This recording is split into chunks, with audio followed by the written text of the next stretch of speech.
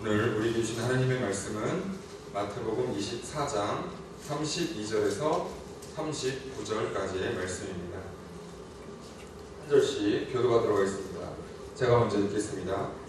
무화과 나무의 비유를 배우라. 그 가지가 연하여 지고 잎사귀를 내면 여름이 가까운 줄 아나니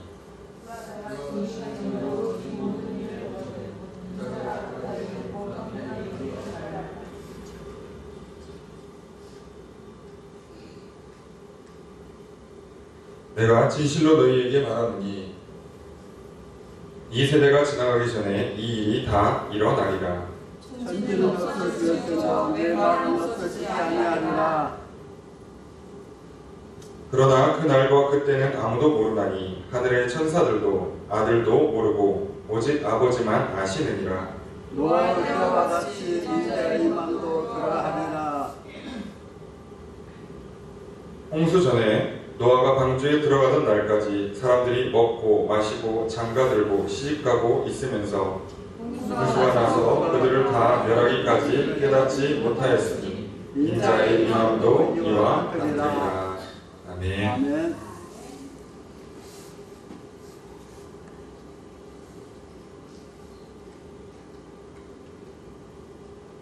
꼭 이렇게 세팅을 하고 하면 안 되네요. 자,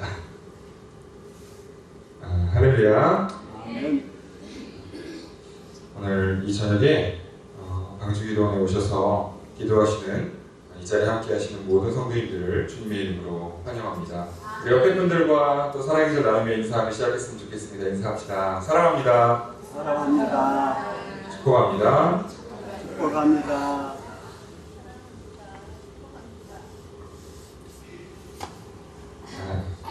그래서 이제 PT 잠깐만 봐주시면 마우스가 잘못 들어가 있는데 들어가서 지금 안 나오니까. 네, 오늘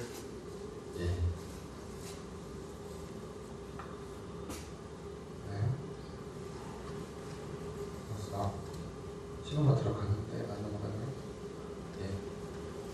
감사합니다.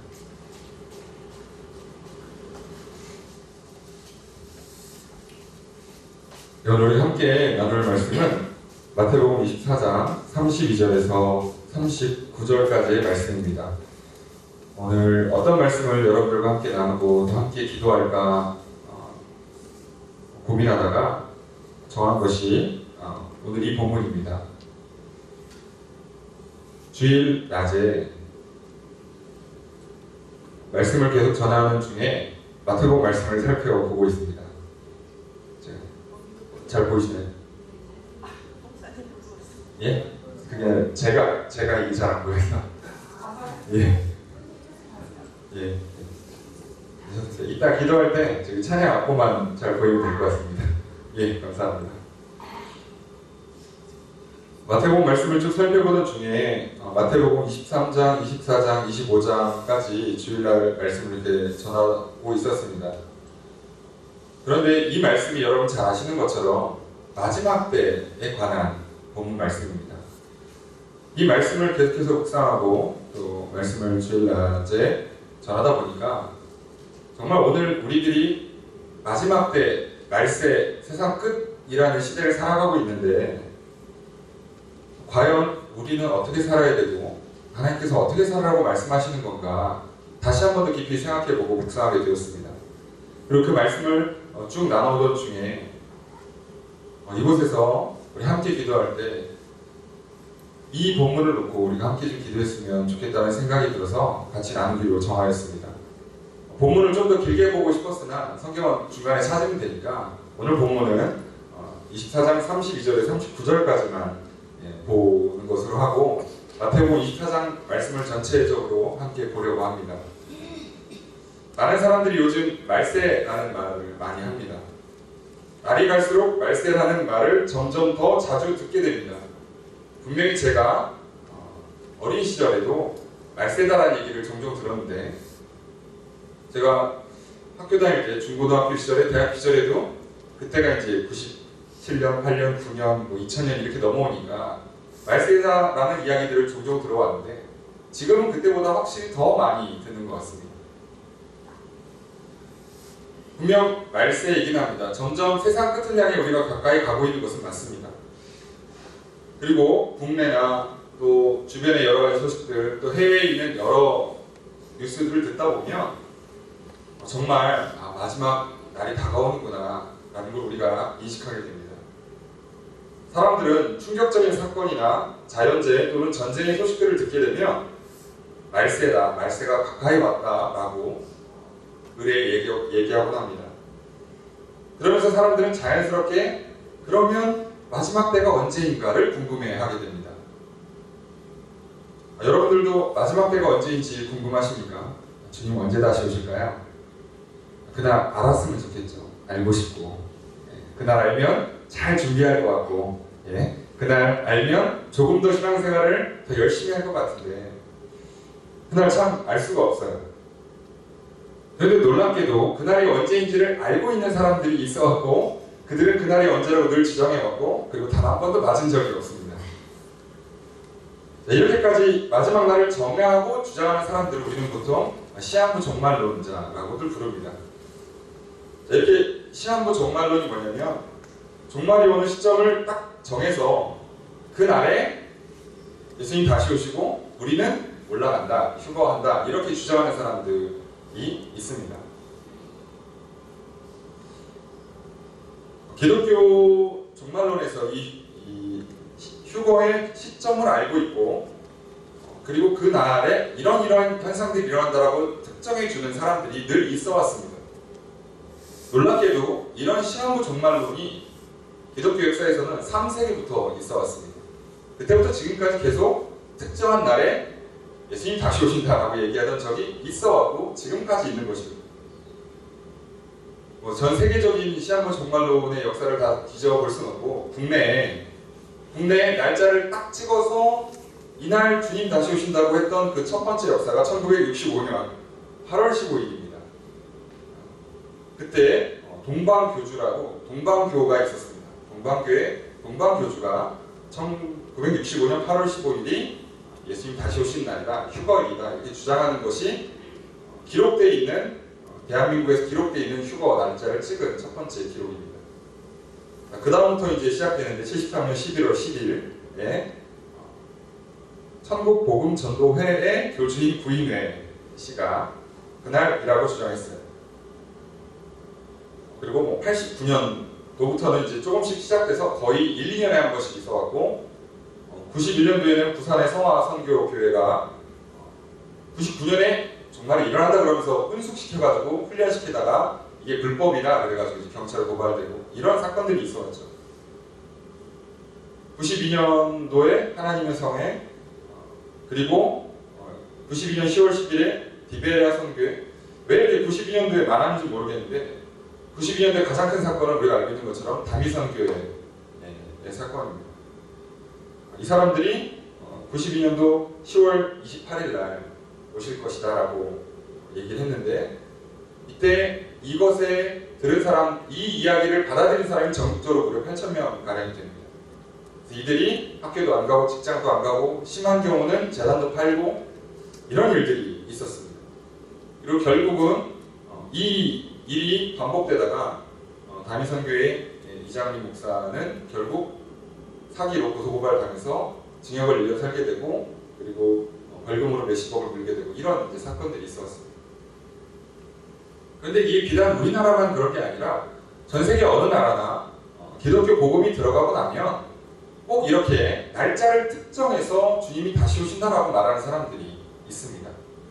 그리고 그들의 주장은 늘 많은 사람들을 현혹시킵니다. 왜 그런가 봤더니 사람들이 성경을 보는 관점 중에 세대주의라는 관점이 있습니다. 성경을 좀 구분해서 보는 거예요. 그래서 세대주의의 신학이 어떤 방식이냐면 세대마다 어떤 특정한 시대마다 하나님의 구원의 원리가 다르고 방법이 달라진다라고 주장하는 거예요.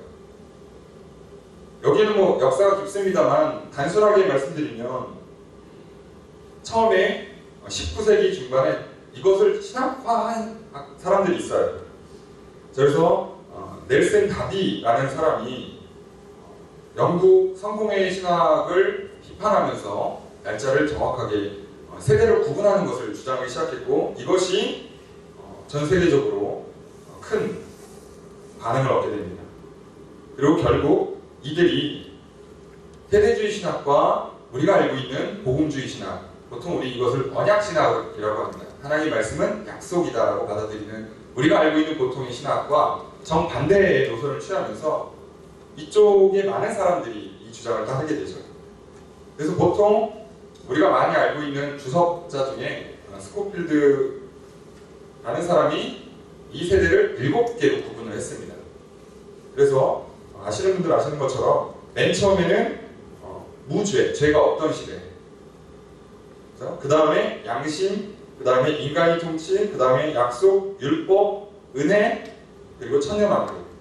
지금은 은혜의 시대고 조만간 천년왕국 시대로 넘어간다 이렇게 주장합니다. 그래서 천년왕국이 시작되는 시점을 정하는 거예요. 이 사람들은 이런 신앙을 갖고 있다 보니까. 그래서 이들은 율법의 시대에는 율법을 따라야 구원받고 은혜의 시대에는 은혜를 받아야 구원받는다 이런 식으로 특정해요. 성경에 있는 말씀을 하나로 보지 않고 이렇게 갈라서 봅니다.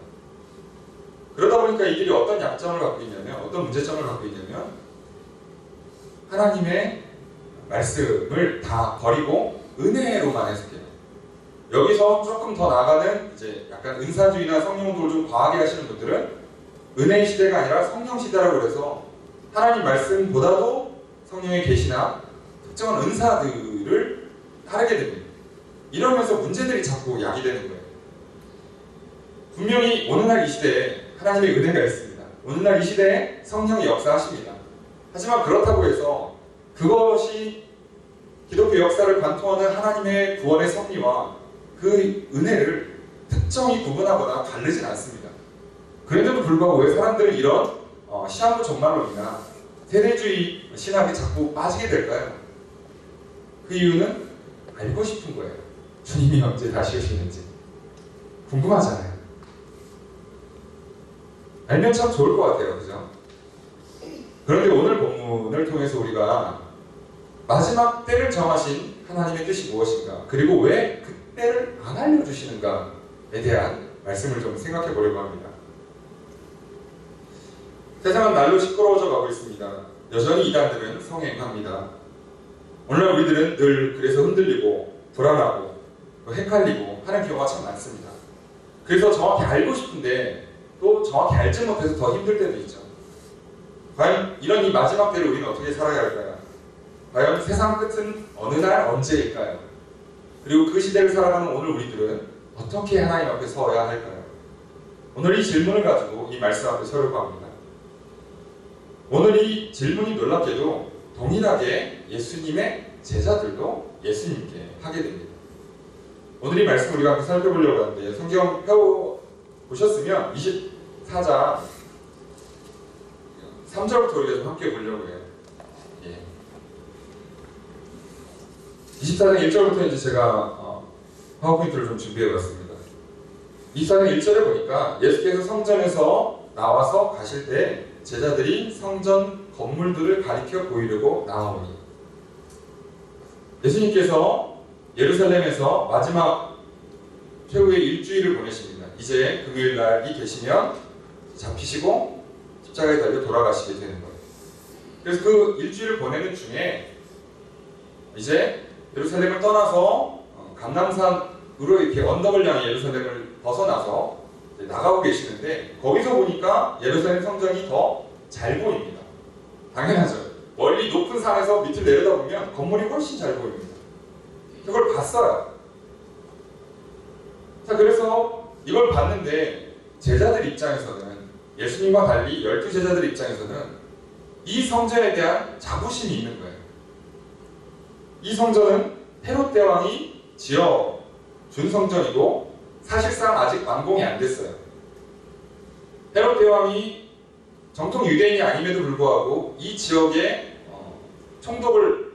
이 지역의 왕직을 로마로부터 받으면서 자기의 정치를 안정화시키기 위해서 이스라엘 사람들의 마음을 얻기 위해서 정치적으로 또 굉장히 오랜 사업을 하나 벌이게 되는데, 그게 성전을 재건하는 겁니다. 이 성전 제거는 예수님 태어나시기 전부터 시작해서 예수님 살아생전 중에 성전은 다 지었고 성전 옆에 이제 부속 건물들까지 해서 아직 다 안 지어진 채예요. 이게 성전만 짓는데 거의 40년 걸렸다고 하고요. 나머지 전부 다 건축하는데 걸린 기간을 대충 계산해 보면 거의 60년 정도 걸리는 대공사를 하게 됩니다. 그리고 이스라엘 사람들의 이들이 갖고 있는 신앙이 기본적으로 율법 중심이고 성전 중심이다 보니까 그들은 성전이 무너졌다 제거되는 것을 하나님께서 다시 회복시키신다, 복을 주신다로 이해했었어요. 그런데 이들이 계속 수건하고 있던 독립이 이루어지지 않은 채 새로 왕이 부임을 했는데 이 왕이 성전을 지어주는 거예요. 이들은 얼마나 이 좋은 의미를 받아들여질까요? 그리고 심지어 굉장히 정성 들여서 오랜 기간 동안 잘 지어줘요. 이들이 포로에서 귀환한 다음에 총독 스룹바벨과 함께 성전 재건을 결국 하게 되고 거기에 학계, 스가랴 이런 선지자들이 달라붙어서 결국 성전 재건을 완공하게 되는데 이 재건한 제2성전, 스룹바벨 성전이라 불리는 성전은 이 당시 포로에 귀환하고 이들의 상태가 좋지 않아서 솔로몬 성전처럼 아름답게 짓지를 못했습니다. 그 당시 막 좋은 백향목으로 기둥을 세우고 막 놋이나 금 이런 걸로 장식하고 이렇게 솔로몬 성전처럼 아름답게 지어야 되는데 이들이 그렇게 하지 못한 거예요. 그냥 나무 벼다가 짓다 보니까 모양이 영 좋지 않아요. 자기들이 예전에 들은 그리고 성경의 기록을 보았을 때의 예루살렘 성전의 그 모양이 아니에요. 본인들이 봐도 내가 봐도 정성이 부족해. 내가 봐도 하나님 복 줄 것 같지가 않아 보이는 거예요. 그런데 아니나 다를까 무너졌죠. 그마저 무너졌죠. 그러던 중에 헤롯이 그걸 재건해 주는데 엄청난 시간과 재정과 정성을 들여서 잘 지어줘요. 그러니까 이들은 이게 얼마나 좋을까요? 그래서 예수님께 이걸 보여주고 싶은 거예요. 잘 보이는데 왔어. 또 산에 중턱에 올라가니까 성전이 너무 잘 보이는 거예요. 앞에 가서 건물들을 가리켜 보이는 예수님 성전 보이시죠? 너무 좋죠. 그럼 우리도 어디 이렇게 다른 지역에 처음 놀러 가거나 해외를 여행을 가면 그 지역마다 지어진 아름다운 오래된 건물들이나 또 큰 웅장한 건물들, 빌딩들을 보면 감탄하곤 합니다. 그리고 가까이 가서는 안 보이니까 저 멀리에서 꼭 그 건물 다 나오게 꼭 한 번씩 사진 찍고 오잖아요. 그죠? 그럼 왠지 뭔가 여행 잘한 것 같은 느낌이 들고 기분이 좋아진단 말이죠. 그래서 감탄하고 그러면서 뭔가 인간이 참 이렇게 문명을 발전시켰구나, 인간이 이렇게 훌륭하구나 이런 마음도 들고 또는 이 나라가 참 잘 사는구나, 이 나라가 참 건축 기술이 좋구나, 이 나라가 참 건물을 아름답게 지었구나 이런 마음도 들고 합니다. 당연히 제자들은 그런 마음이 들 수밖에 없는 거예요. 예수님께 보여줬습니다. 예수님 보세요 라고 했더니 예수님께서 충격적인 말씀을 하세요. 그게 2절 말씀인데 뭐라고 말씀하시냐? 대답하여 이르시되 너희가 이 모든 것을 보지 못하느냐? 내가 진실로 너희에게 이르노니 돌 하나도 돌 위에 남지 않고 다 무너뜨려지리라 라고 말씀하셨습니다. 생각해보세요. 이거 얼마나 충격적인 말씀이에요. 40년간 공들여서 성전 잘 지었고 지금도 계속 그 외의 건물들까지 지어서 아직 완공도 안 했어요. 엄청나게 크고 아름다운 건물이에요. 건물이 심지어 다 지어지지도 않았는데 예수님께서는 이거 뭘 봐, 무너질 건데 이렇게 말씀하시거든요. 제자들은 이게 단순히 지진 나거나 전쟁 나서 건물 무너지는 수준의 문제가 아니라 나라가 망하는 개념이에요. 하나님이 떠나는 것 같은 개념이에요. 자, 그래서 이제 이들이 어떻게 하는가? 3절입니다. 3절 함께 읽도록 하겠습니다. 시작. 예수께서 가난산에 앉으셨을 때 제자들이 우리에게 이르소서 어느 때 이런 일이 있겠사오며 또 주의 임하심과 세상 끝에는 무슨 징조가 있사오리이까. 그러니까 어떤 큰 사건이나 세상의 끝이 언제 어떤 방식으로 오는지 그날을 알고 싶고 그날을 알 수 있는 징조를 보고 싶은 건 2000년 전이나 지금이나 모든 사람들이 갖고 있는 동일한 마음인 거예요. 그런 마음을 품고 있는 사람들만 특별히 이상한 게 아니라 누구나 다 그런 마음을 갖고 있어요. 당연한 거죠. 그럼 만약에 자녀에게, 어린 자녀에게 선물을 사준다고 하면 약속해 보세요. 그럼 그때부터 자녀를 계속 물어봅니다. 언제 사주냐? 저희 아이들도 그럽니다. 이거 나중에 사줄게. 지금 안 사줘. 다음에 마트 가서 장난감을 봤어요. 사달라고 했는데 요번에는 뭐 사준 지 얼마 안 됐으니까 다음에 사줄게 라고 얘기하면 그때부터 계속 물어보는 거예요. 언제냐고. 사준다니까. 그래서 계속 물어봐요. 사실 언제인지 알면 뭐 할 거예요. 그죠? 다음 달 1일 날 사줄게 이런다고 뭐가 바뀝니까? 그런데도 불구하고 맨날 물어봐요. 알고 싶다고. 사람이 갖고 있는 본성이죠.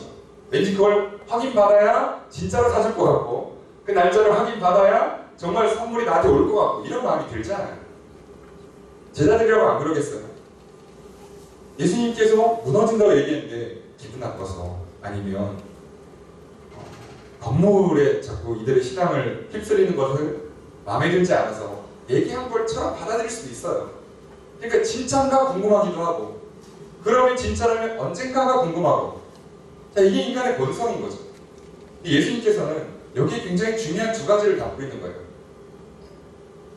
지금 12제자는 성전이 무너지는 것과 세상이 끝이 오는 것을 같은 개념으로 봅니다. 그들은 성전 무너지면 나라 망하는 거고 세계의 역사가 끝나는 거고 주님 다시 오시는 거예요. 그런데 예수님은 이 둘을 구분하십니다. 성전이 무너지는 날짜와 주님이 다시 오신 날짜가 달라요. 그럼에도 불구하고 이 두 가지에 대해서 날짜를 가르쳐 주시지는 않았습니다. 여러분 오늘 우리들이 한 가지 여기서 주의해야 될 게 바로 이겁니다. 우리는 우리가 갖고 있는 그 무언가 중에 가장 자신 있어 하고 가장 소중하게 여기는 그것이 무너지는 순간 죽는다고 생각해요. 그래서 인간은 마지막까지 못 버리는 자존심이라는 게 있어요. 그거 무너지면 죽는 거예요. 내 마지막 자신감이, 자존심이 자녀였다고 칩시다. 자녀의 성공과 출세였는데 애가 갑자기 성적이 안 좋아. 견딜 수가 없는 거예요. 그러면 부모가. 그때부터는 너 죽고 나 죽고예요. 애가 죽든 말든 그죠? 자기가 죽을 것 같은 거예요. 애가 성적이 안 나오는데 왜 부모가 이렇게 죽을 것 같을까요? 그게 내 자존심이니까, 내 전부니까요.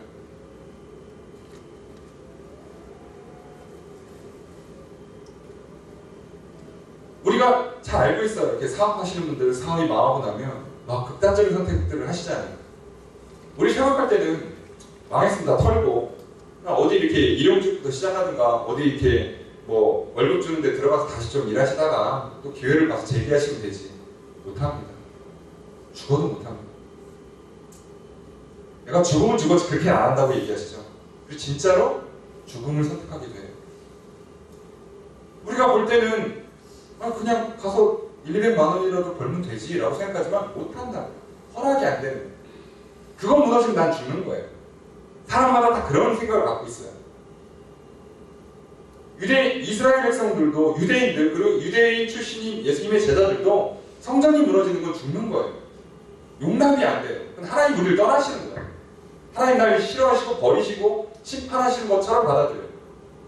우리 하나님 맨 처음 믿을 때 이런 경험들을 한 번씩 합니다. 하나님께서 오셔서 내 안에 있는 우상들을 하나씩 깨뜨리세요. 그건 아니야. 그건 나 믿는 거 아니야. 하고 하나씩 깨뜨리세요. 사람마다 항목이 좀 달라요.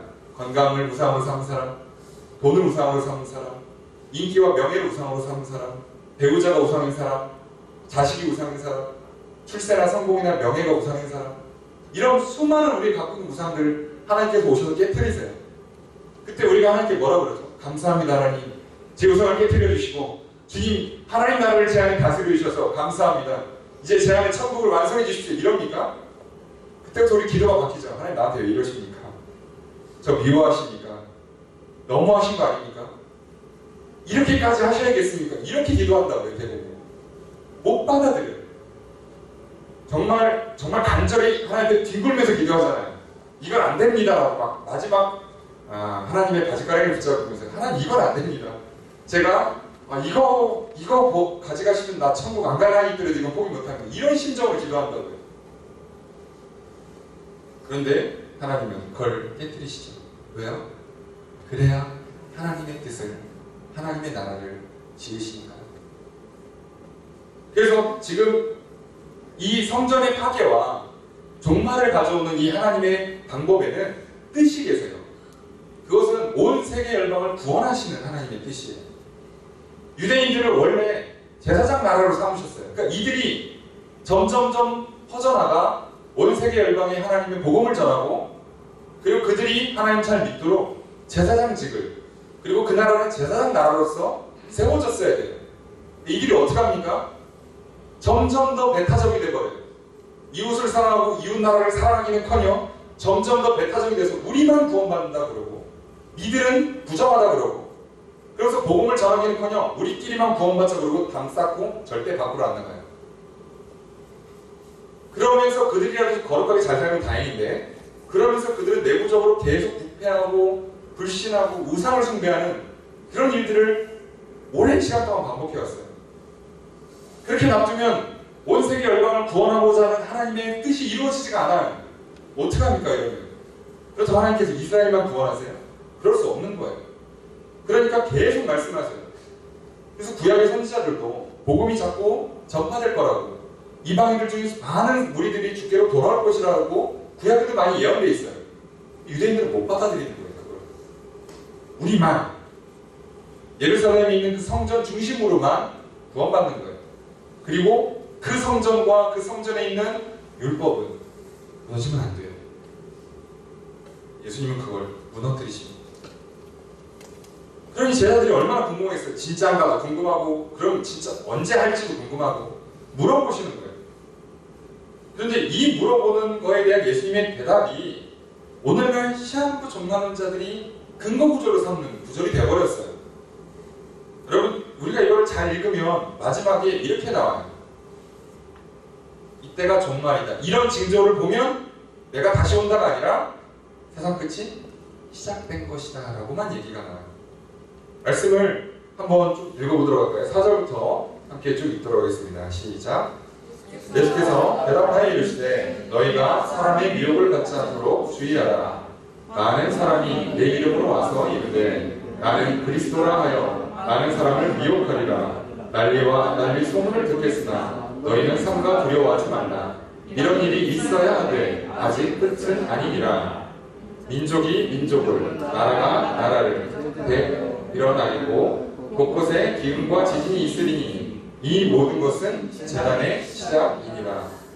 그때 사람들이 너희를 환난에 넘겨주겠으며 너희를 죽이리니 너희가 내 이름 때문에 모든 민족에게 미움을 받으리라. 그때 많은 사람이 실족하게 되어 서로 잡아주고 서로 미워하겠으며 거짓 선지자가 많이 일어나 많은 사람을 미혹하겠으며 불법이 성함으로 많은 사람의 사랑이 식어지리라.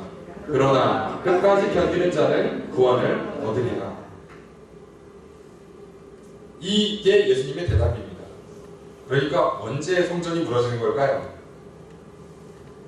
성전이 무너지는지를 알 수 있는 징조가 정확히 뭘까요? 이건 정확히 대답을 안 해주신 겁니다.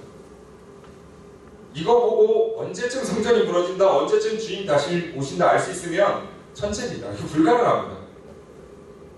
이런 일들은 예수님 당시에도 있었어요. 당연히 내전이 있었고요, 전쟁이 있었고요, 지진이 있었고 기근이 있었습니다. 예수님 당시에도 있었고요. 지금 우리가 예수님 이후로 2000년 동안 계속 있어오고 지금도 있습니다. 지금도 전 세계 곳곳에 기근이 있고 지진이 있고 전쟁이 있어요. 이걸로 어떻게 알아요, 우리가? 예수님은 성전 파괴되는 날짜를, 주님 다시 오시는 날짜를 안 알려주십니다. 왜 안 알려주실까요? 이 안 알려주면서 우리가 여기에서 한 가지 주의해야 되는 게 있어요. 사람들은 갑자기 막 화산이 폭발하고 뭐 쓰나미가 일어나고 대지진이 있으니까 조만간 주님이 다시 오신다. 여러분, 매년 지진은 일어나고요, 매년 어딘가에서 화산은 바다 밑에서 터지고, 지금 뭐 일본도 좀 터지고 있고 화산은 계속 터지고요. 전쟁, 내전 나고 국가 간의 전쟁도 나고요. 사람 간의 소문과 소문, 난리와 난리가 계속 일어나는 것이 인간의 역사예요. 이걸 피할 길도 막을 길도 없는 겁니다. 그런데 우리가 여기서 주의해서 봐야 되는 본문은 이겁니다. 결국 이런 모든 일들이 일어나기 때문에 결국 뭐 어떤 문제가 생기느냐, 마지막으로 가면 갈수록 가장 큰 문제가 생기는 것은 전쟁이 더 많이 나는가, 지진이 더 많이 나는가가 아니라 사랑이 식어져요. 이게 가장 심각한 문제예요. 예수님은 이걸 지적해 주셨는데 오늘 우리들은 아무도 이거에 대해서 관심 갖지 않아요. 자꾸 전쟁 나면 주님 다시 오시나? 이런다고요. 전쟁 나는 걸 보고 왜 민족 간에 사랑이 없을까? 왜 형제 자매 간에 사랑이 없을까를 애통해하고 그들을 위해 중보해주는 사람은 거의 보지를 못합니다. 다 뭐만 봐요? 주님 언제 오시지? 지금 저쪽에서 자기네들끼리 총을 쏘고 미사일을 쏴서 사람이 죽어가고 있는데, 사람이 사람을 죽이고 있는데 아무도 그 장면을 보고 슬퍼하고 애통하지 않아요. 그리고 뭐만 고민해요? 주님 내일 오시나? 내년쯤 오시나? 오시면 어떡하겠다는 거예요. 사람이 계속 속이고 거짓하고 배신하는 일들이 많아지면요, 사랑이 식어져요. 차가워집니다. 그럼 세상에서 나가서 사람들 부딪혀보세요. 나이가 들면 들어보세요. 점점 더 달아가지고 완악해지잖아요. 처음부터 그러지 않았어요. 어릴 때는 다 순수하고 착했습니다. 다 괜찮았어요. 그런데 나이가 들면서 속임 당하고 배신 당하고 상처받고 미움 받고 따돌림 당하고 그러면서 좌절과 절망들을 경험하다 보니까 내가 자기를 보호하기 위해서 점점 더 마음의 문을 닫고 내가 상처도 안 받고 사랑도 안 받으려 그러고 그냥 닫아버린다는 거예요. 그래서 전체적으로 인간들 역사에 사랑이 식어지는 문제가 생겨요. 주님께서는 이걸 가장 우려하셨어요.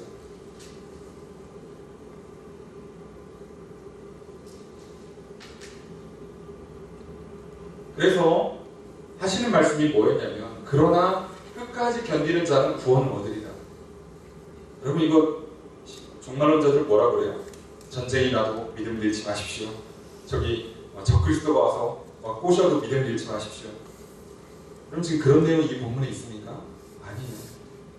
그럼 이들이 끝까지 견뎌내야 되는 건 뭐예요?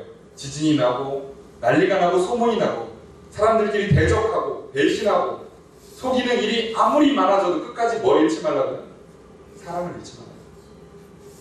주님 다시 오실 때까지 우리는 하나님을 향한 사랑과 이웃을 향한 그 사랑을 잃지 않아야 돼요. 그래서 하나님을 예배하고 찬양하는 것과 이웃을 위해 봉사하고 전도하는 것들을 포기하지 않아야 돼요. 그런데 우리는 그걸 잃어버리는 거예요. 그리고 주님 언제 오실까만 고민해요. 주님 오실 때 나는 몇 점일까 이런 것만 고민한다고요. 주님은 저걸 걱정하셨는데 우리는 딴 걸 걱정한다. 그런데 안타깝게도 시간이 지날수록 점점 더 세상은 사랑이 식어져요. 아무도 주의 사랑을 전하지 않아요. 주의 사랑을 표현하지 않아요. 옆에 있는 사람에게 사랑한다 말하지도 않아요. 요즘 살기가 얼마나 좋아졌습니까? 제가 앞에 계신 분들에 비해서 아직 젊지만 제가 봐도 세상이 좋아지는 게 느껴집니다. 물론 이제 여기 오면서 이렇게 같이 봉고차 타고 오신 분들과 얘기하다가 갑자기 이런 얘기를 하게 됐어요. 자, 저는 학교 다닐 때 학교에 TV가 없었습니다. 근데 제가 졸업하고 나니까 학교에 큰 TV가 한 대씩 들어오더라고요. 근데 지금은 어떻죠? 학교에 TV 있죠, 컴퓨터 들어와 있죠, 마이크 시설 다 돼 있죠. 저희 때 칠판 안 좋아가지고, 그죠? 분필도 안 좋아가지고 그거 쓰면 맨날 부러지고 잘 보이지도 않고 털면 먼지 엄청나고 이래 왔는데 지금은요, 물로 된 분필 쓰고요, 그리고 화이트보드 쓰고요, 이런다고요.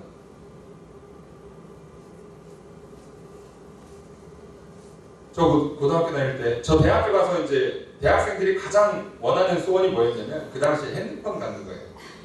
그 당시 대학생들의 소원. 그죠? 아르바이트하거나 부모님을 졸라서 얻어내야 되는 첫 번째 선물이 성인이 된 기념으로 받는 첫 번째 선물이 핸드폰이었다고. 아십니까? 걸리보라고 해서 걸린다고 해가지고 했던 그 핸드폰 나올 때. 근데 지금요, 초등학교 가면 저희 아이들도 핸드폰을 갖고 있어요. 안 주면 더 불편해요. 애들 어디로 오라고 해야 되고 학원 보내야 되고 하려면 이렇게 스케줄 조정해 드리느라고 예? 그리고 애들이 뭔 일 있으면 전화를 해야 돼요. 그리고 그럴 수밖에 없는 게 공중전화가 없어요. 전화할 방법이 없어요.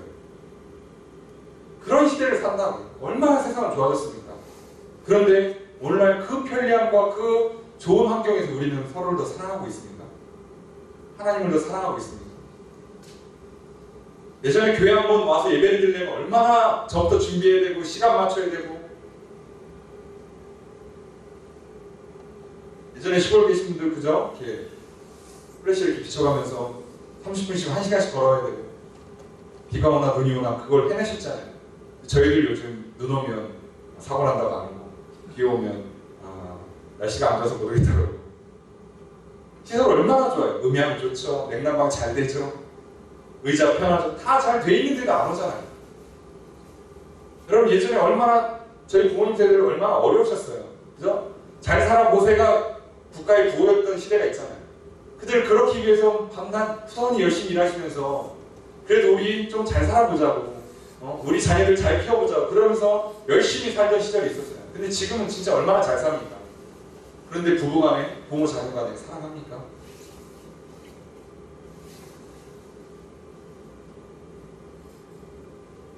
이제는 부모, 자식 간에, 부부 간의 살인사건이 점점점 증가세로 올라오고 있고, 전체 살인사건 중에 부부 또는 부모 자식 간의 이 친족 살인사건이 이제 차지하는 퍼센트가 여러분 10%, 15%가를 넘어가고 있습니다.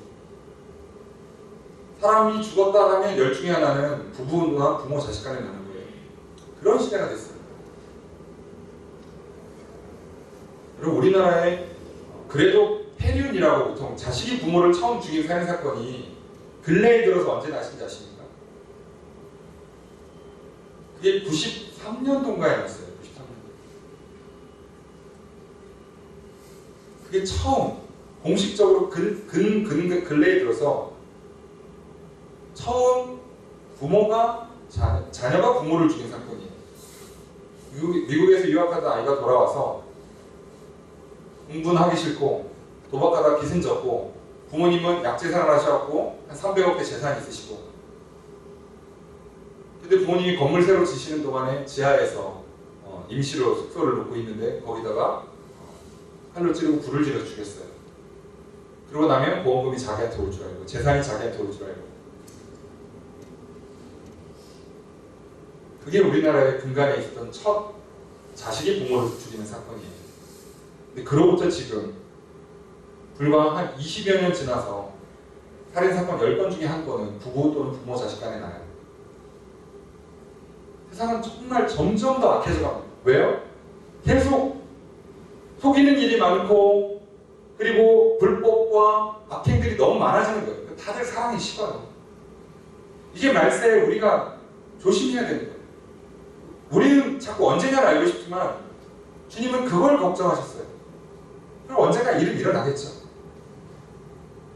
그런데 왜 성전을 그렇게 파괴하셔야만 됐고, 왜 주님이 언제 다시 오시는지는 가르쳐 주지 않으셔야 됐을까요?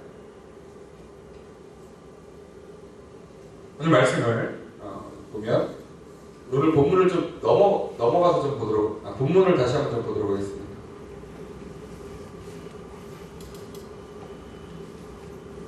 오늘 32절을 보니까 무화과 나무의 비유를 배우라. 그 가지가 연하여지고 잎사귀를 내면 여름이 가까운 줄 아나니, 이와 같이 너희도 이 모든 일을 보거든 인자가 가까이 곧 문 앞에 이른 줄 알라. 이런 여러 가지 사건 사고들이 일어나면 주님께서 문 앞에 딱 와 있는 것처럼 받아들이라는 거예요. 그런데 예수님 당시에도 지진이 있었다고요. 예수님 당시에도 전쟁이 있었고 기근이 있었다고요. 이건 무슨 얘기예요? 예수님 오시기 전에도 거짓 선지자가 있었습니다. 가짜 메시아가 있었다고요. 그럼 이 얘기는 무슨 얘기예요? 내가 죽으면, 그리고 부활하고 승천하면 그때부터 항상 준비하고 있어. 언제인지 몰라. 이 말씀을 하신 거예요. 사실 이게 마치 날짜를 가르쳐주고 징조를 가르쳐준 것처럼 보이지만, 이 징조는 예전에도 있었고 지금도 있어요. 뭐 특별한 징조가 있는 게 아니에요. 그럼 심지어 이 친족 간의 살인 사건이 인류 시작하자마자 일어났잖아요. 형제가 형제를 죽이잖아요. 그런 일은 늘 있는 거예요. 그러니까 그걸로 우리가 자꾸 하나님이 언제 오시는가, 세상 끝이 언제 오는가, 예수님이 언제 다시 오시는가를 알려고 하면 안 되는 거죠. 몰라요. 그걸로. 알 길이 없는 거죠. 그러면서 하시는 말씀이 이거예요. 내가 진실로 너희에게 말하노니 이 세대가 지나가기 전에 이 일이 다 일어나리라. 자, 이것 때문에 사람들이 고민하는데, 이거는 예수님 말할 당시에 이 세대라고 그러면 예수님으로부터 40년 안에 일어난다는 뜻이에요. 한 세대를 40년으로 잡습니다. 실제로 예루살렘 성전이 예수님 돌아가시고 36년 뒤에 전쟁이 나서 무너집니다.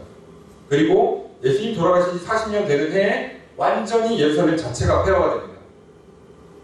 그리고 아시는 것처럼 마사다에서 마지막으로 3년간 항전하다가 그들마저 다 죽습니다. 여기서 말하는 진짜로 일어난다는 것은 성전의 파괴가 진짜로 일어난다는 거예요. 이건 진짜 일어난다는 거예요. 그것도 한 세대가 가기 전에. 정말로 40년 안에 다 일어났는데 딱 40년 되는 해에 성전이 무너져요. 그렇게 치면 지금 하나님은 기본적으로 시간을 최대한 확보해 주십니다. 왜요? 끝까지 뭐 하라고요? 사랑할 기회를 주시는 거예요. 그게 하나님 마음이세요. 우리는 오늘날 또 고민하죠. 주님 언제 다시 오실까? 성경에 대충 있는 것 중에 그래도 가장 우리가 확실히 확인할 수 있는 게 하나 있어요. 모든 민족에게 복음이 전파되면 내가 오리라. 자, 이 얘기 들으니까, 자, 우리가 미친 듯이 선교를 해서 모든 나라와 종족들에게 복음을 다 전파하면 이제 주님 오시는구나 라고 생각하시는 분들 있죠. 그 열정은 참 좋습니다. 그리고 대략 이제 선교 학자들이 계산해 보건대 한 2020년, 빠르면 2020년, 늦어도 2025년이면 전 세계에 있는 모든 종족에게 복음은 다 들어간다는 거예요. 그러니까 미전도 종족은 없다는 거예요. 야, 그럼 한 2025년 되면 주님 오시는 건가? 주님은 지금 그걸로 오시려는 게 아니에요. 왜 이렇게 최대한 늦추실까요? 서로 더 사랑하라고, 한 영혼이라도 더 구원하라고, 한 영혼이라도 또 나에게 돌아와서 나를 예배하라고 시간을 최대한 벌려주시는데, 우리는 그 시간에 앉아서 계산기 두드리면서 오늘인가 내일인가 이렇게 계산하고 있다가 그때 나는 꼭 하나님 나라 들어가야지, 이런 마음으로 나는 살아야겠다고, 나만 살아야겠다고 막 계산기를 두드리고 있어요. 그걸 보실 때 하늘에서 하나님과 예수님께서 무슨 생각을 하실까요? 이런 답답한 인간들, 한숨을 쉬시겠죠. 그럴 것은 내가 가르쳐줬지. 처음부터 니들 고민하기도 안 만들었지. 내 의도가 그게 아니니까 안 가르쳐준 거잖아요. 이렇게 이 일은 분명히 일어난다고 말씀하셨고 정말로 일어나셨어요. 그런데 36절입니다. 함께 읽겠습니다. 시작. 그러나 그날과 그때는 아무도 모르나니 하늘의 천사들도 아들도 모르고 오직 아버지만 아시느니라. 여기서 말하는 그 날과 그때가 바로 세상 끝이에요. 앞에 성전 파괴는 분명히 한 세대 가기 전에 일어난다고 그랬고 내 말은 하나도 떨어지지 않겠다고 확답을 하셨어요. 그러니까 최대 길어봐야 40년 안에 일어나는 거예요. 이 일은. 그리고 실제로 그렇게 일어났습니다. 그런데 중요한 문제, 주님이 다시 오시는, 세상이 끝나는 그날과 그때는 아무도 몰라요. 예수님의 제자들은 성전이 파괴되는 날과 세상 끝날을 같은 날로 봤으니까 이 문장이 헷갈렸을 거예요. 하지만 우리는 최소한 분명히 알죠. 이미 성전은 파괴됐어요. 그러고도 벌써 2000년이 지나왔어요. 이미 그 일은 끝난 과거예요. 그래서 쉬워요. 35절까지는 이해하기가 쉬워요. 근데 36절이 문제인 거예요. 중요한 건 그날과 그때는 아무도 몰라요. 누구까지 모르냐? 하늘의 천사도 모르고 아들도 모르고 아버지만 아세요. 그래서 중요한 거 누구도 모른다고요? 아들도 모른다고요. 아들이 누구죠? 예수님이세요. 예수님도 모르신대요. 그러니 못 가르쳐 주시죠. 모르니까. 여러분 여기서 우리는 잘 배워야 돼요. 예수님은 그날이 언제인지 아버지께 물어보지 않았습니다. 다시 얘기하면 궁금해하지도 않았습니다. 왜요? 믿으니까요. 아버지가 정한 날과 때가 가장 좋은 날, 가장 좋은 때를 정하신다고 믿으니까요. 그리고 그 날을 나에게 특별히 얘기해 주지 않는다는 것은 내가 모르는 게 가장 좋다는 것을 믿으니까요. 나조차도 몰라야지 된다는 것을 아들로서 신뢰하니까요. 아버지가 결정한 거예요. 나만 알고 너희들이 다 몰라라고 했을 때 아들이 삐질 수 있죠. 하나님 이러실 수 있습니까? 이거 같은 하나님끼리? 이러기 시작하면 싸움 나는 거예요. 내가 온전히 사랑하고 순종해서 이 땅에 내려와서 지금 십자가까지 지려고 하고 있는데 어떻게 나한테 그걸 안 가르쳐 줍니까? 우리 사이에 비밀이 있다니요. 이거 실망입니다. 자, 이러기 시작하면 싸움 나는 거예요. 그럼 제발 부부간에 또는 친구간에 야 그거 나한테만 얘기해줘. 이거 하지 않았으면 좋겠어요. 야 너 근데 그때 그거 무슨 일이야? 아무도 모르더라. 야 나한테만 알려줘. 우리 사이에 이러기야. 이러면 싸움 나는 거예요. 여러분 사람이요 들은 다음부터 말 안 한다는 건 기적같은 일입니다. 결국 말하게 돼 있습니다. 언젠간 말하게 돼 있습니다. 자 임금님 길은 당당히 길하고 갈 때 밭에 하나도 소리 질러야 되는 거예요. 사람은 들었으면 얘기하게 돼 있는 거예요. 그러니까 얘기 안 해주면 피치 못할 사정이 있나 보다 그러고 안 물어보는 게 서로를 신뢰하는 거지. 어떻게 너가 나를 믿으면 나한테 알려줘야 된다고 얘기를 할 수 있냐고요. 이게 우리가 갖고 있는 믿음의 수준이에요. 예수님은 하나님께서 안 알려주시면 묻지를 않아요. 왜요? 믿으니까요. 근데 우리는 계속 2000년 동안 물어봤어요. 주님 언제 오십니까? 오늘입니까? 내일입니까? 저쪽 전쟁 났는데 내일입니까? 내년입니까? 계속 물어왔어요. 예수님도 안 물어본 걸 왜 우리가 물어봅니까? 예수님도 모른 채 이 땅에서 살다가 아버지 품으로 돌아가셨는데 왜 우리가 그걸 물어보려고 합니까? 몰라도 되니까 안 알려주시는 거 아닐까요? 여러분은 우리들이 기도할 때 가끔 하나님께 끝까지 안 가르쳐주실 때 있죠. 끝까지 응답 안 해줄 때 있죠. 그럼 우리 뭐라고 생각해요?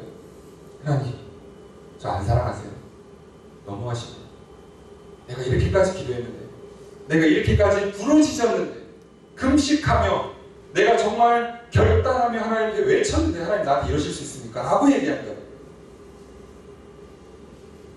여러분들 한번 잘 생각해보세요. 이게 정말 하나님 믿는 거예요. 제가 자녀를 키우다 보니까 아버지의 심정을 조금 알겠더라고요. 아이가 아무리 간절히 원해도 부모 입장에서 못 주는 게 있어요. 너무 위험해. 다쳐. 심지어 아이들은요, 어렸을 때는요, 포크 같은 것도 함부로 휘두르면 다쳐요. 심지어 그것도 다쳐요. 그래서 어떻게 해요? 아이가 클 때까지는 부모가 일부러 먹여준단 말이에요. 좀 크면 아이가 자기가 먹겠다고 해요. 분명히 다쳐요. 먹여준다고. 근데 아이가 고민하기 시작하죠. 이 부모가 나를 언제까지 애로 생각하지? 아, 나 컸는데, 나 이제 할 수 있는데, 나 못 믿네. 이러기 시작하면 신뢰가 깨진다고요. 근데 누가 틀린 걸까요? 부모는 틀린 적이 없어요. 부모는 자녀를 사랑하기 때문에 자녀가 언제쯤 이 포크를 제대로 다룰 수 있는지를 정확히 알고 있기 때문에 그 전까지는 절대로 안 줄 거예요. 이게 포크면 망정이지 만약에 칼이라고 생각해보세요. 가위 같은 거라고 생각해보세요. 그냥 줍니까? 절대로 안 줍니다. 아이가 이걸 완전히 다룰 수 있다고 생각할 때까지 최대한 늦춰서 주는 거예요. 그거는 아이를 미워하는 게 아니라 사랑하는 거죠. 근데 아이는 늘 뭘 고민해요? 나한테 가위를 안 주니까 부모는 날 안 믿어. 날 사랑하지 않아. 나에게 칼을 안 쥐어주는 거 보니까 날 사랑하지 않아. 이렇게 나간다. 오늘 우리가 하나님께서 마지막 날에 마지막 그 날과 때를 안 알려주시는 것을 보고 하나님 날 사랑하시는구나. 그때까지 다른 뜻이 계시는구나. 그게 무엇인가를 고민하지 않고 나 안 사랑하시네. 나는 알려줘야지. 세상 그 누구는 몰라도 나는 알아야지. 내가 하나님께 그렇게 열심히 기도했는데 그리고 내가 입이 얼마나 무거운데 나한테는 가르쳐 주셔야지. 이런다. 이러기가 너무 쉬워요. 자 그럼 우리는 궁금한 거예요. 아니 왜 아들까지 몰라야 될까요? 예수님도 아셨으면 가르쳐 주셨을지도 몰라요. 아예 이것은 아예 이 땅에 그 누구도 모르게 하는 게 하나님 아버지의 뜻이에요. 자, 그러면 이분이 모르게 하는 본래 의도가 무엇일까가 우리는 궁금한 겁니다. 그러니까 모르게 해서 얻으려고 하는 게 뭘까요? 그분은 우리에게 안 가르쳐 주셔서 결국 무엇을 하시려고? 도대체 하나님의 뜻이 어디 있길래 왜 안 가르쳐 주셨을까요? 오늘 말씀 좀 넘겨서 40절로 이어서 가보도록 하겠습니다.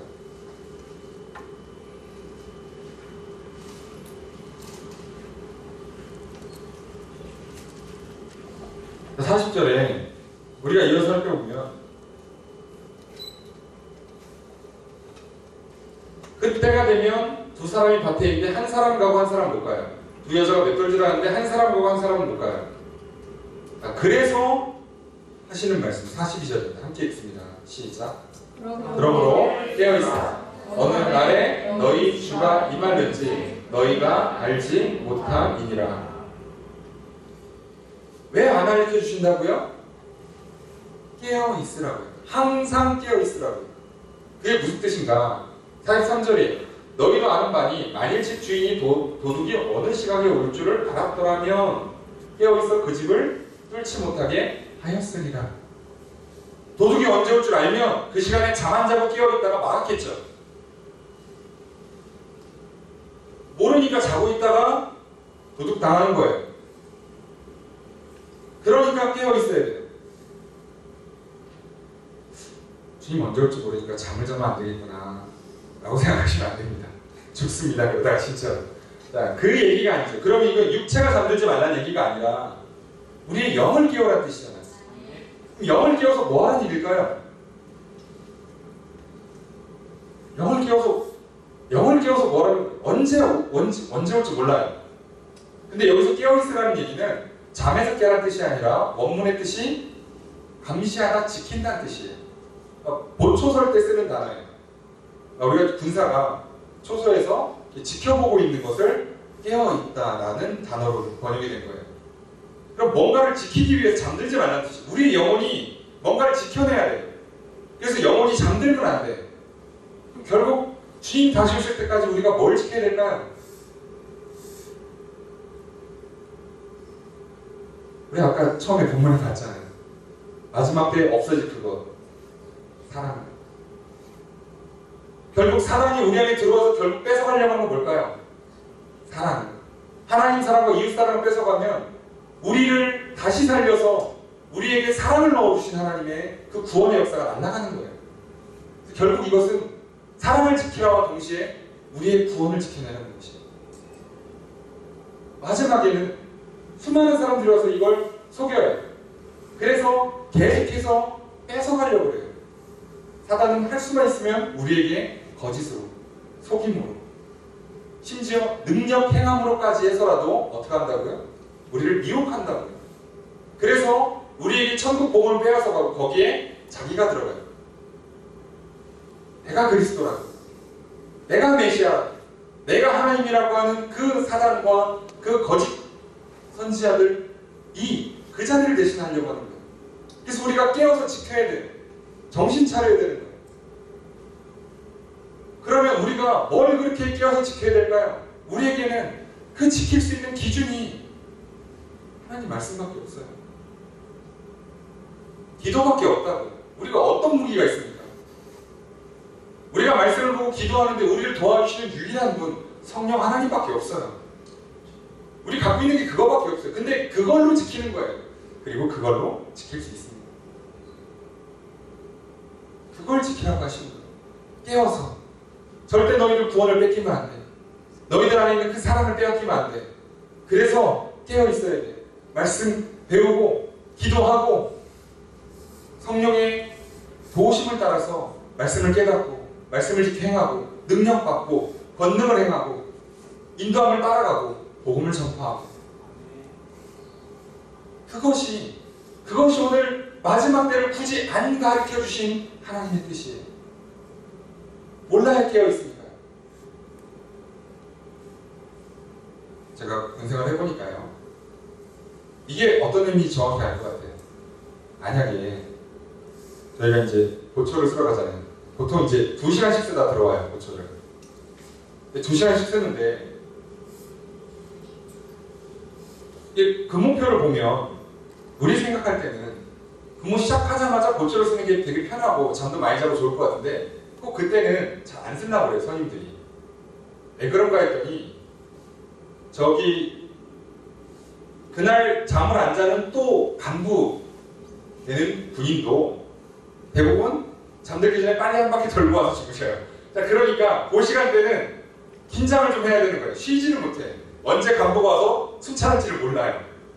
자, 그러니까 그 시간 다 피해요. 그리고 언제? 누구나 가장 그 시간에 굳이 깨서 가요, 선임들은. 한밤중이요. 새벽 2시 이런 때.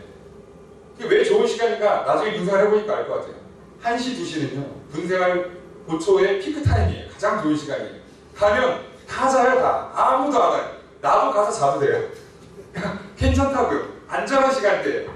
그냥 귀찮지만 옷만 갈아입고 가서 좀 절다가 다시 와서 다시 옷 갈아입으면 돼요. 얼마나 좋아요. 근데 첫 시간이나 마지막 시간 돼봐요. 언제 와서 물어볼지, 근무는 잘 서고 있냐고 보고하라고 할지, 무슨 일이 일어날지 모르는 거예요. 안 간다고. 여러분, 하나님께서 언제 올지 알려주면요, 그때까지 우리가 잘 깨워서 고쳤을 것 같으니까 그 전까지 푹 쉬다가 딱 알람 맞춰놓고 전날부터 깨워서 열심히 준비하고 일하는 거예요. 만약에 주님께서 날짜 정해놓으세요. 정해놓으시면 어떤 일이 일어날까요? 전 세계에 있는 모든 그리스도인과 비그리스도인 할 것 없이 전부 다 놀아요. 다 놀고 주님 오신다는 날 그 전날 다 같이 회개하고 다 같이 세례받고 다 같이 주님 품에 안기는 거예요. 그날 온 교회에 전 세계 모든 사람들이 다 온다니까요. 날짜 정해줘 보세요. 그렇겠네요. 당연한 거예요, 이거는. 불보듯 뻔해요. 그러니까 그거 하지 말라는 거예요. 니네 안 가르쳐줄 거야. 언제 올지 모르겠지. 긴장 좀 해. 나만 언제 오는 게 아니라 사단도 언제 올지 몰라. 걔는 와서 뺏어간다고. 최소한 너희들이 나 잘 믿고 있을 때 내가 오면, 그러면 하나님 나라 들어와서 같이 잘 살면 좋겠지만, 만약에 정신 놓고 있을 때 사단이 들어와서 너희를 속이면, 너희들 안에 미움을 심어넣어버리면, 너희들에게 거짓을 심어넣어버리면 너희들 어떻게 할 건데? 그 복음 빼앗기고, 그 구원 빼앗긴다고, 사랑 다 잃어버린다고. 그래서 내가 언제 올지 굳이 안 가르쳐줄 테니까 항상 긴장하고 있어. 게으르지 마라. 기도하기를, 말씀 배우기를, 성령의 충만을 사모하고 성령의 인도하심을 꼭 따라가라 라고 얘기해 주시는 거예요. 그리고 한 가지가 더 있어요. 45절부터 좀 읽도록 하겠습니다. 시작. 충성되고 죄인은 종이 되어 주인이 양식을 나눠줄 자가 누구냐. 주인이 올 때 그 종이 이렇게 하는 것을 보면 그 종이 복이 있으리로다. 내가 진실로 너희에게 이르노니 주인이 그 모든 소유를 그에게 맡기리라. 만일 그 악한 종이 마음에 생각하기를 주인이 더디 오리라 하여 동료들을 때리며 술 친구들과 더불어 먹고 마시게 되면 생각하지 않는 날 알지 못하는 시각에 그 종의 주인이 이르러 어미 때리고 외식하는 자가 받는 벌에 처하리니 거기서 슬픔이 불리며 이를 갈리라. 이 말씀은 아까랑 조금 다른 차원의 말씀이에요. 아까는 약간 우리의 영혼이 복음을 지키고 구원을 지키고 사랑을 지키는 거였다면, 오늘 이 해당하는 내용은 실제적으로 일을 하는 내용이라고 보시면 돼요. 왜 그러냐면 마지막 날을 딱 정해놓고 있으면 사람들이 정신만 놓는 게 아니라 몸도 나요. 몸도 게을러진다고요. 정신이 해이해지면 몸도 역시나 해이해지게 돼 있어요. 같이 가면 돼, 이 항상. 그래서 오늘 본문에 뭐라고 되어 있습니까? 만약에 충성되고 지혜 있는 종이라면 어떻게 하는 거예요? 언제 올지 모르니까 항상 일을 열심히 하고 있는 거예요. 왜요? 특히 내가 일을 하는 중에 주인이 오면 가장 좋아요. 할렐루야. 내가 일을 하고 있는 주인이 와, 착하고 충성된 종아, 넌 역시 충성되고 그러고 복을 준다고, 상을 주고. 그래서 할 수만 있으면 주인이 올 것 같은 때에는 더 열심히 일을 하는 거예요. 그러니까 충성되고 지혜 있는 종은 어떻게 하냐면 주인이 올 것 같으면 더 열심히 일을 한다고요. 평소에도 하지만 더 열심히 일하는 거예요. 우리가 평소에도 기도하지만 가끔 지진이 나거나 전쟁이 나거나 난리와 소문이 나거나 그러면 더 기도한다고. 그럼 그리스도인이 어찌 보면 당연히 해왔으니까 뭐 그게 특별한 일 같지만 특별한 일도 아닌 것 같죠. 하지만 그렇게 해야 되는 거예요. 갑자기 나라에 막 정치적으로 혼란이 있고 경제적인 문제가 생기고 막 갑자기 자연 재앙이 일어나고 정치적으로 막 민감한 상황, 특히나 우리나라같이 남북이 배치하고 있어서 자칫하면 또 전쟁 날 수 있고 이것 때문에 여러 가지 복잡한 문제가 생길 수 있을 때에는 더더욱 끼워서 기도하는 거예요. 지금 사실 얼마나 중요합니까? 얼마 만에 우리가 회담을 가는 거예요. 이 회담이 잘 되면 얼마나 좋아요. 이거 분단돼가지고 우리 얼마나 고생하고 있어요. 저들은 저들대로 우린 우리대로 결국 피해는 우리가 보고 있잖아요. 오늘 우리들이 그들을 향한 사랑의 마음, 민족을 향한 긍휼의 마음을 잃지 않는다면 오늘 우리는 기도해야 돼요. 저 이 두 회담이 잘 진행돼서 더 이상 이 나라에 전쟁 때문에 비용을 지불해야 되고 전쟁 때문에 시간을 낭비해야 되고 전쟁 때문에 국력을 낭비해야 될 일들이 더 이상 발생하지 않도록 그리고 우리가 평안하고 안전한 중에 정말 힘써 하나님 다시 오실 때를 준비하면서 정말 천국을 맛보며 살고 사명을 감당하며 사는 그 삶을 살아내야 될 텐데 우리는 지금 전쟁하는 것 때문에 거기에 복잡한 경제와 정치 문제 때문에 많은 시간과 에너지를 다 뺏기고 있잖아요. 그때 우리는 어떻게 해야 되냐? 기도할 때죠. 지금. 선거철이 다가오죠. 기도해야죠. 누굴 뽑냐 고민하기 전에 기도하셔야죠. 우리는 더 기도할 때 아니겠습니까? 경제적으로 어려운 때잖아요. 그럼 더 기도해야죠. 난리가 나고 소문이 있어요? 더 기도하셔야죠. 그게 충성되고 죄 있는 종들이 하는 방식이에요. 그런데 악하고 게으른 종은 어떻게 한다고요? 악하고 게으른 종은 주인이 안 오겠지라고 생각하는 거예요. 왜요? 지난번에 난리가 좀 났었는데 지난번에 전쟁 날 것 같았는데 지난번에 경제적으로 좀 문제가 있었는데 주인이 안 오셨거든요. 2000년째 안 오고 계시거든요. 오늘도 안 올 것 같아. 그래. 분위기가 더 나빠지기 전까지는 아직 안 올 것 같아. 그러니 좀 쉬자. 그래서 사람들이 어떻게 돼요? 기도하길 게을리하고 말씀 공부하길 게을리하고 예배하기를 게을리하고 봉사하고 전도하기를 게을리하고 선교와 사명, 자기 주어진 그 부르심을 따라 사명 감당하는 것들 다 게을리해요. 오늘날 많은 그리스도인들이 얼마나 게을러졌습니까? 예전에 우리 어르신들 그죠? 예배를 드리는 것만 부지런하셨어요? 아니에요. 전도하고 선교하는데 얼마나 열정적으로 하셨습니까? 정말 철없는 자식들은 너무하다 싶을 정도로 우리 먹을 거 안 줘가면서 그죠? 선교비 보내고 교회에다가는 막 필요하다면 막 먹을 거라도 뭐 돈이라도 이렇게 막 드리면서 하나님 나라 세워가고 사명 감당하려고 애를 썼는데 지금은요 자식들이 부모를 보면 손가락질하잖아. 어떻게 그렇게 신앙생활하냐. 그런 정도까지 왔다고 그래요. 왜 이렇게 우리가 나태했을까요? 악하니까 게을러진다. 마지막 때가 되면 될수록 우리는 점점 더 악해져가고 게을러져가요. 그래서 하나님께서 맡기신 일을 안 해요. 일을 안 한다고요. 말 아무리 많이 해도 소용없습니다. 그죠? 일하는 게 진짜예요. 주님 사랑합니다라고 백날 얘기해도 진짜 사랑하기 때문에 계명을 지켜 행하는 것들, 진짜 사랑하기 때문에 봉사하고 섬기는 것들을 하지 않으면 소용없어요. 말도 해야 되지만 말만으로 하는 게 아니에요. 말과 행동을 같이 가는 거예요. 마음으로 믿어야 되고요. 입으로 시인해야 된다고요. 우리의 믿음을 고백해야 될 뿐만 아니라 우리의 믿음을 손과 발로 표현해내야 된다고요. 그냥 되는 게 어디 있습니까? 우리가 점점 악해지면 어떻게 돼요? 손, 발이 안 움직이고 입만 살죠. 그러다가 더 악해지면 입도 안 하고 마음으로만 해. 생각으로만. 내가 쟤를 사랑하는 것 같아. 이러고 이제 말도 안 해요. 오늘날 가정의 수많은 부부관계가 이렇게 되어 있잖아요. 부부간에 사랑한다고 얘기를 안 해요. 만나면 다 뭐라 그래요? 사랑하지. 얘기를 안 해요. 사랑하는데 가서 서로 집안일을 도와주고 자녀를 키우는데 서로 협력해야 되는데 손 떼요.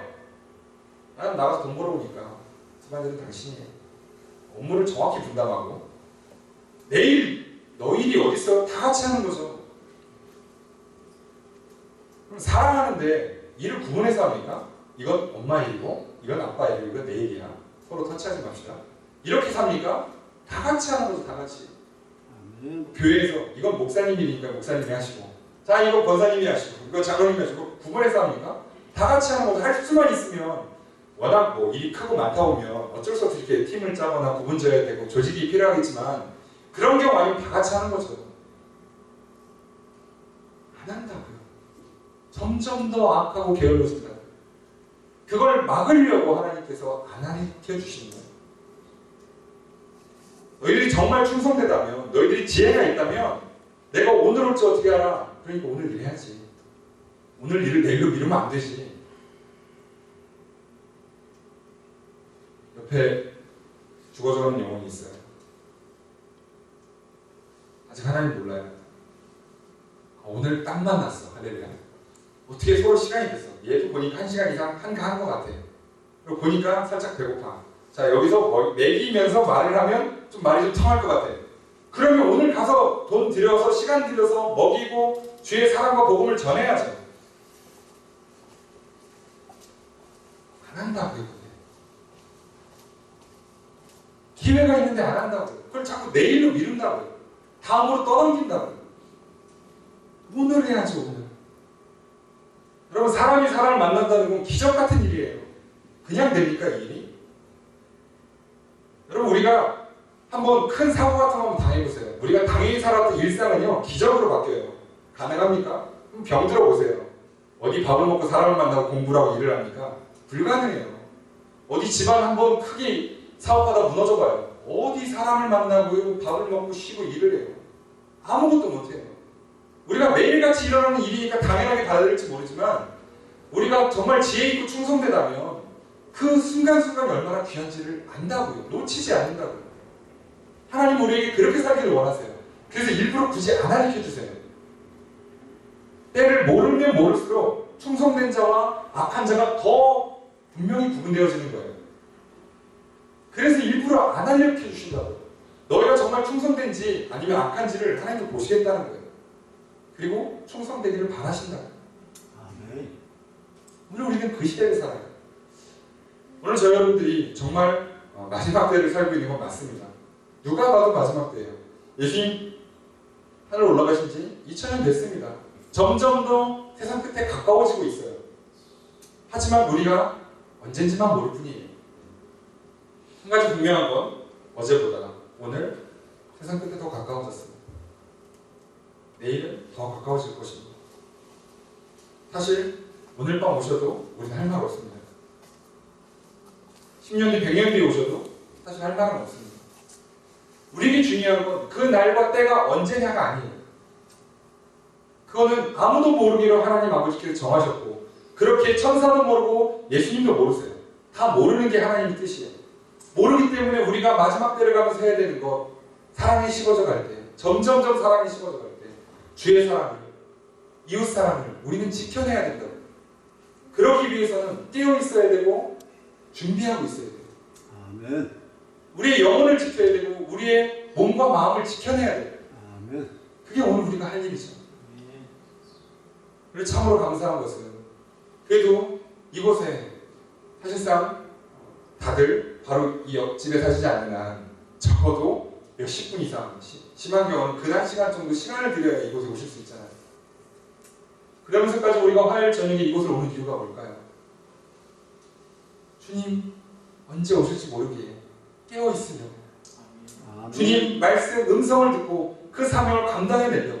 아멘. 다시금 힘을 얻고 다시금 점검받고 잘못한 것들은 회개하고 돌이키고 결단하며 나아가려고. 또 우린 주 앞에 오는 거잖아요. 아멘. 그래서 우리가 그래도 그나마 하나님 보시기에 충성되고 지혜로운 자들인 것입니다. 그리고 그런 사람들이 더 많아져야 할 때입니다. 아멘. 그걸 위해서 우리가 더 애쓰고 노력해야 될 때이기도 하고요. 오늘 하나님 우리를 이렇게 부르셨습니다.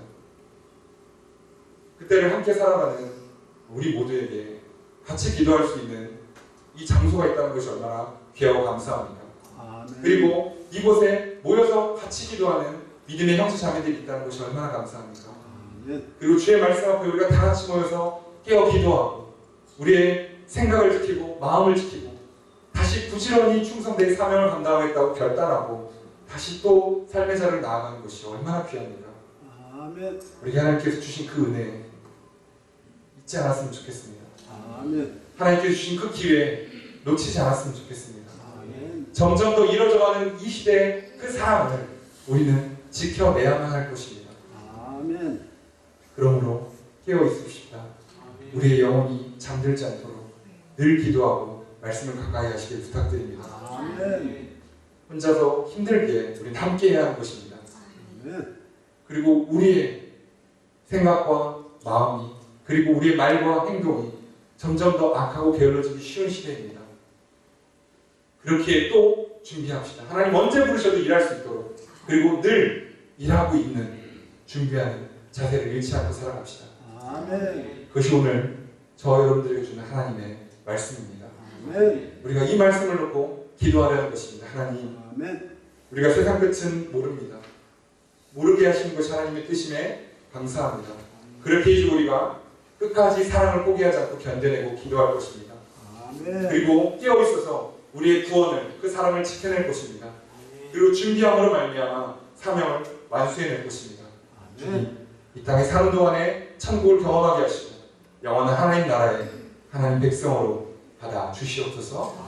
이것을 위해 기도의 제목이며 이 기도를 힘쓰며 더욱더 나아가는 저희들 되기를 주의 이름으로 축복합니다. 오늘 이 시간 우리가 결단하며 기도할 때 그리고 또 우리가 또 다시금 우리의 깨어 기도하고 생각과 마음을 지켜 세상으로 나아갈 때 하나님께서 영으로 함께 해주시고 결국 승리하는 저희 모두가 되기를 주의 이름으로 축복합니다. 아멘. 주님의 크신 은혜가 아멘. 항상 우리와 함께 있기를 다시 한번 주의 이름으로 축복합니다. 아멘.